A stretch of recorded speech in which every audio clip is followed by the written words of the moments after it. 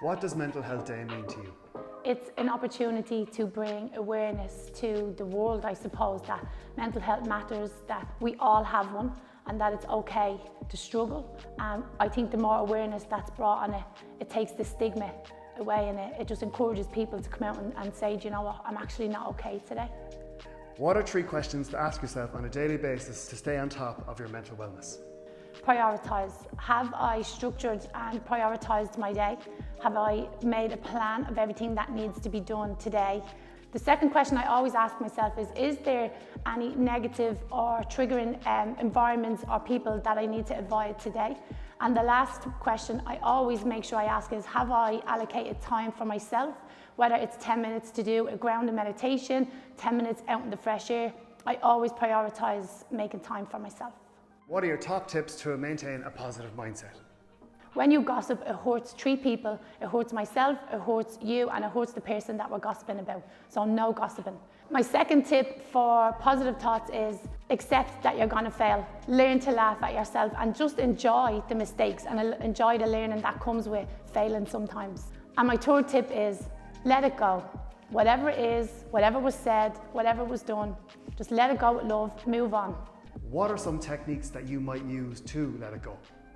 If there is a particular subject or a particular thought or experience that I'm struggling with, the first thing I do is acceptance. I always say your mind is like a lock and acceptance is the key. And until we accept that something has happened or we accept the situation, we're never going to be able to move on from it. I do a lot of journaling, and I always encourage people to write down everything that happened, write down anything that you want to say about it, and then make a decision when you put the pen down that, look, that's it. It's done now. I'm going to let it go and I'm going to move on. If you find that the recurrent thoughts keep coming back and it's starting to turn into a little resentment, that's where the breath work comes in.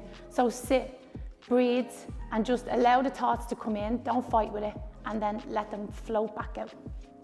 What is your go-to mindfulness technique to center yourself when you're stressed or overwhelmed?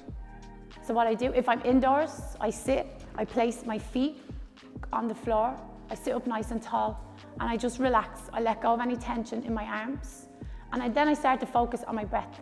So if you inhale for 4 seconds, if you pause at the top, and then lengthen the exhale, but count for 6 seconds. So 6, 5, 4, 3, 2, 1. Do maybe 4 or 5 rounds of that. You can place your left hand on your heart, you can place your right hand into your belly, and that just brings you more into the present moment. So whichever way, you can leave your hands out, you can place them on the body. If I'm outdoors and I have access to nature, I take off my shoes and I walk bare feet in the grass, and I guarantee it, within a minute or 2, you will definitely feel a lot more grounded and a lot more calm.